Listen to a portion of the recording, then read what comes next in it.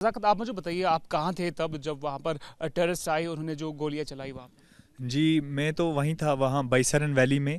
हम मतलब 22 तारीख को सुबह ही मतलब वहाँ चले गए थे, मतलब घोड़े से 10 बजे। और 12 बजे करीब हम मतलब एक डेढ़ घंटा चढ़ने में लगता है, तो 12 बजे हम पहुँच गए थे वहाँ।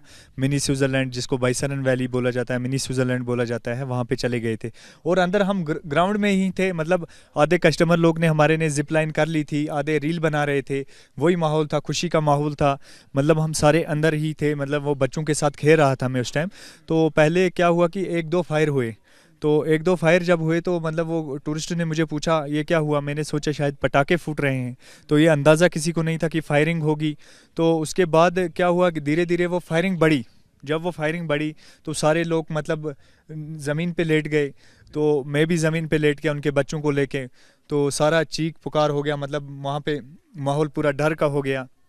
तो उसी दौरान क्या हुआ कि जब वो फायरिंग बढ़ते बढ़ते आगे गई, तो मैंने पीछे से मतलब उनके बच्चों को उठाया और वो जो लकी भैया हैं उनका हाथ पकड़ा। और फिर मैं वहाँ से निकला। तो निकलते वहाँ से निकला और दौड़ते दौड़ते 8 किलोमीटर में गाड़ी के पास पहुँचा। तो जंगलों में से उनको लाया, फिर उनको गाड़ी में बिठा के वहाँ होटल पे लेके गया, होटल एक्सीलेंट में। और उसके बाद जब मुझे पता चला बदकिस्मती से हमारे दो कस्टमर पीछे हैं, तो फिर मैं गाड़ी से उतरा, फिर मैं वापस गया नेथु रसोई की तरफ से पैदल गया। और आगे से मतलब वो लोग कस्टमर, वो लेडीज़ दो भी आ रहे थे, उनको थोड़ा नीचे पहुंचे तो उनका नेटवर्क आया, बीएसएनएल नंबर था, उसको मैंने कॉल किया कि आप सेफ़ हो। बोला हाँ हम सेफ़ हैं, नज़ाकत हमारे बच्चे सेफ़ हैं। मैंने बोला हाँ बिल्कुल सेफ़ हैं, सबको मैंने ले आए हैं, आप ही दो पीछे हैं। जब वो आए, वो होटल में बहुत मतलब डरे हुए थे, रोने लगे। तो उनको उठाया, हमने श्रीनगर ले गए।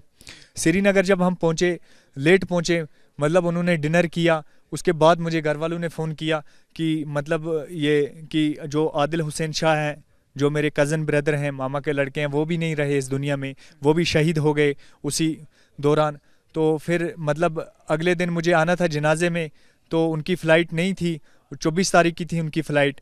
तो मैं उनका जनाजा भी बदकिस्मती से नहीं पढ़ पाया। जी।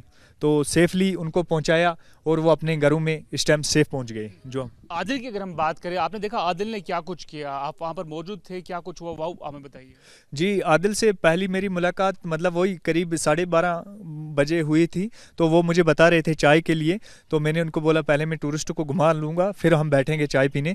तो उसके बाद ये हुआ कि जब वो वहाँ पे मतलब डर का माहौल हो गया, मतलब वहाँ पे मतलब इंसानियत का सरोसर कत्ल हुआ।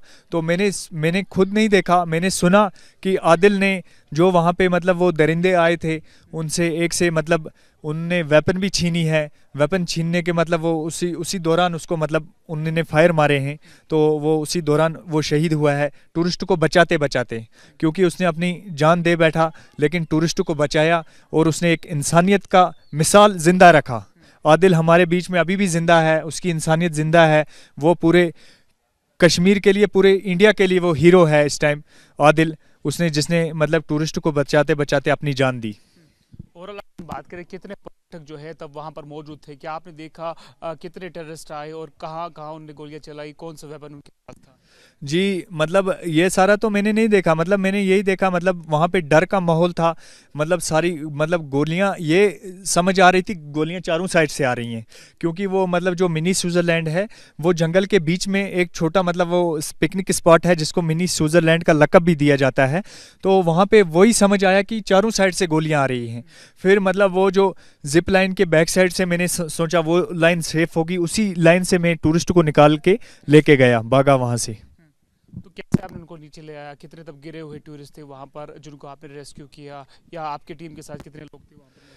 जी, मैंने मतलब एक उनके बच्चे को गोद में लिया, एक को पीछे उठाया और जो लकी भैया था उनका हाथ पकड़ा। और मतलब कीचड़ बहुत था, जहाँ पे हमारे शूज़ भी वहीं रह गए। और मतलब उनको मैंने निकाला और जो आधे लोग रास्ते में थे उनको भी मैंने भगाया अपने साथ साथ। और हम बिल्कुल मतलब लगभग 12 से ऊपर मतलब 15-20 लोगों को मैंने रेस्क्यू करके नीचे लाया पहलगाम तक।